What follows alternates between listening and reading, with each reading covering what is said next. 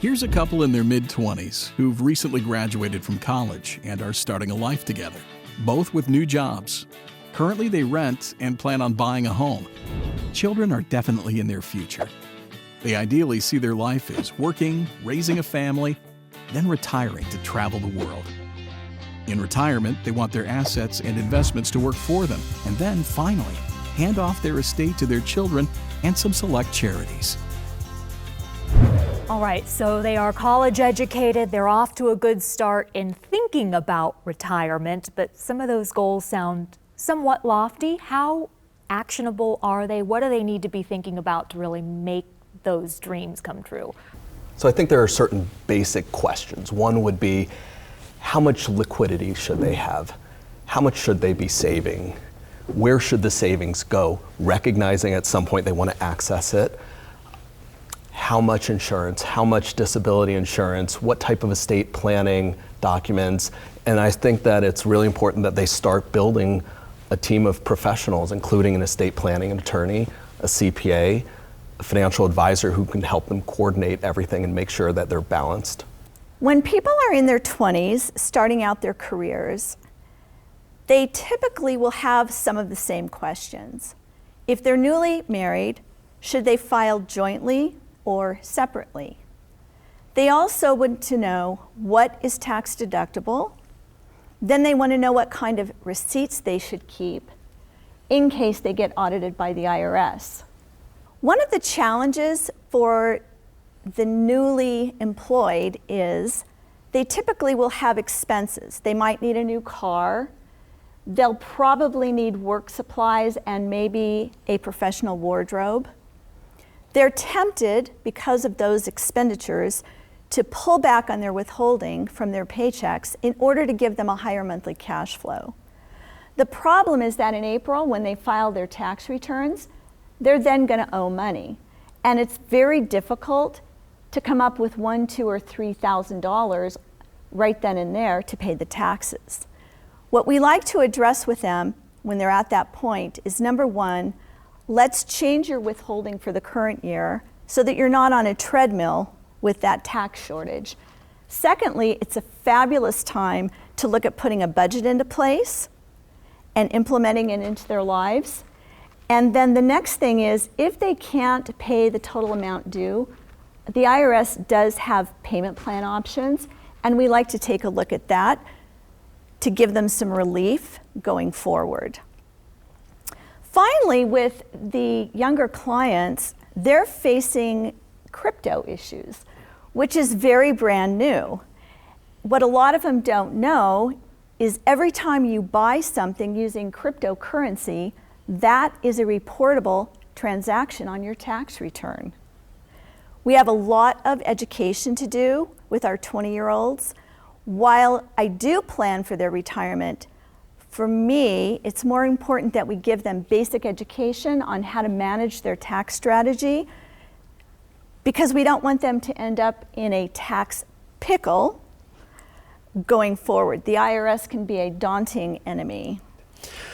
On the legal side of things, it's important for a young couple starting out. You mentioned looking forward to having children.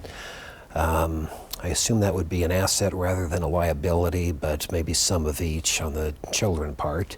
One of the most important thing they want to make sure that children are taken care of, and so if you have wills, you can nominate who a guardian would be, who is going to have custody of them, raise them. You want to choose someone that has the same morals, values, lifestyle that you would like your children to be raised in.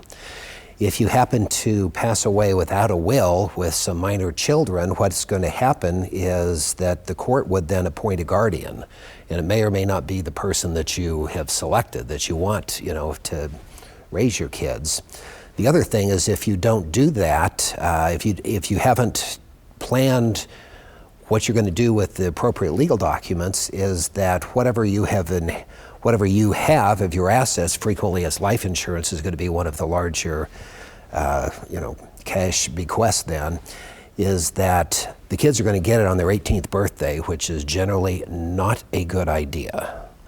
The average inheritance is gone within 18 months, and for an 18-year-old, it might be on a 3 or 4 month.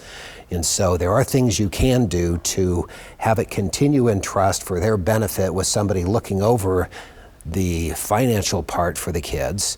And you don't need the same people. So you can have somebody who's good with the kids be able to be the guardian, and somebody else who's good with money be able to handle the finances, and they work together for the benefit of the children.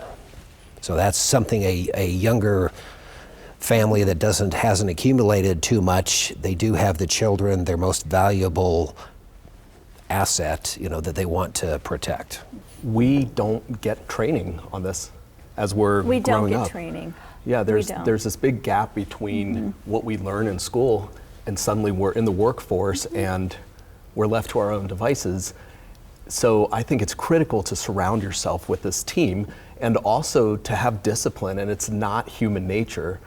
There are some really strong behavioral components where we don't necessarily do what's in our best interest. So I think when clients have some structure and they realize that there are different components fit to make this cohesive whole, they're putting themselves in a considerably better position. I think you hit on that with the discipline. That is not a word that 20-year-olds like to hear, okay? You want to have the structure, you want to have the discipline, you want to pay yourself first, you want to make sure you have something set aside. The sooner you start on your financial planning, the better it's going to be in the long run. And if you can establish those habits and patterns early on, then that can, when you have a little bit, then that'll see you through to when you have a lot more, and you'll be infinitely better off. The other thing is, it is difficult, though, sometimes to ask for help, right? We all want to be independent, and it's hard to go to a professional and say, I just don't know what I have here, and I don't know what to do. And when you look at the tax code, which is huge, how do you learn that coming out of school being trained as an architect? You do need to consult and to reach out to the professionals in your community, if for no other reason, to have a sounding board and to receive the education that you need in order to make proper decisions for your family. Basically, you don't know what you don't know. You don't know what you don't know. And it's important to talk to others who may know something that you don't.